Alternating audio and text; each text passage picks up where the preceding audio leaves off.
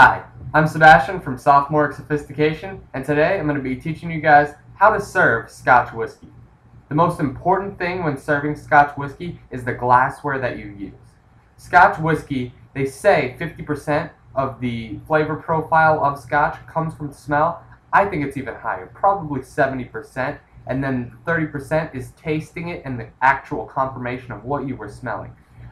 So glassware is going to be of the utmost importance. Important things to note: never serve it in a glass like this, and especially don't mix it. A lot of people mix a little bit of Scotch whiskey because they see whiskey and they mix it with Coke. No, horrible mistake. Never use a turbis. Glass like this, just a joke. Don't ever use that.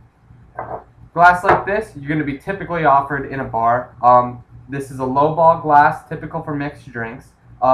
But a lot of the time, a bar will serve you whiskey in this type of glass.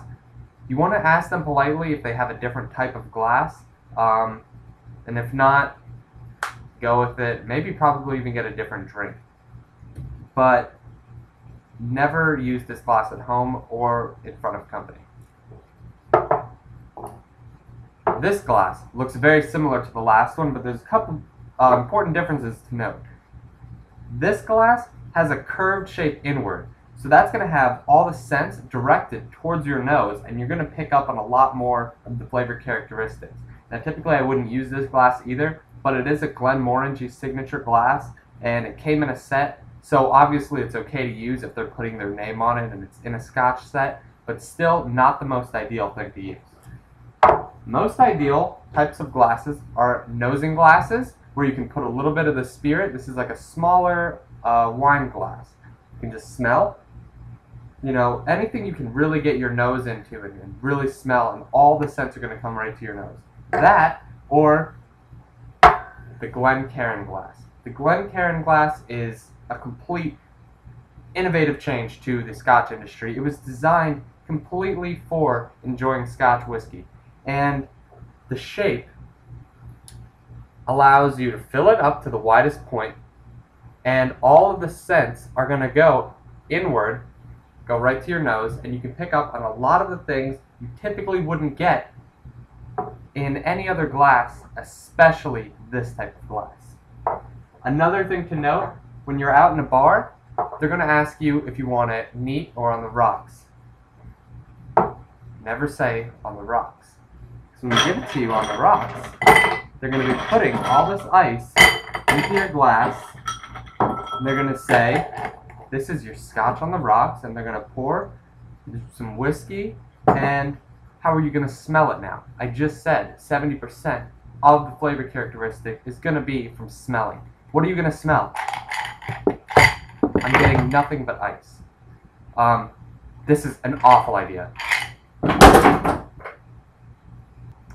Okay, so that was an awful idea too. Don't use ice. It'll ruin the spirit and a lot of complexities. Chemically, it's going to constrict those flavor molecules, and you're not going to be getting everything that you could get out of, say, a Dalmore. There's a lot of complexity to this one, and you won't get everything if you have ice. You can, however, add a little bit of water. And when you use water, if you ask a bartender for it, always put your finger in the glass. Make sure it's at a proper temperature for your whiskey. Never hot, never warm. Chilled. Freezing cold is not really good.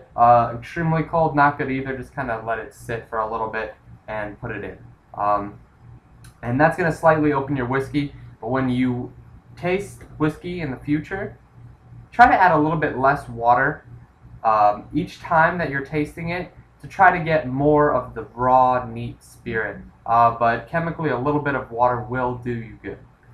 So, I also got a question online. What type of food do you serve with Scotch whiskey?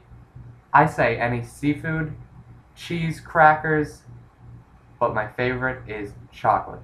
The Ghirardelli cooking morsels, use it all the time. Dark chocolate is going to be the best accompaniment with your Scotch. 60% is the Ghirardelli morsels. I like to just have it because it's proper little bite size, have it melt on your tongue. It's amazing.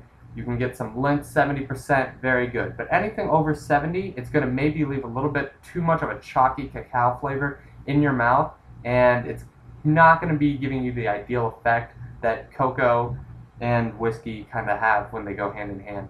But seafood, all of Scotland, they eat lots of seafood, so things like shrimp, smoked salmon is amazing, or cheese and crackers. And I guarantee all of these will go great with your Scotch whiskey because I've had them multiple times at tastings. And yeah, that's how to serve Scotch whiskey. So enjoy, have fun with your friends, and happy tastings.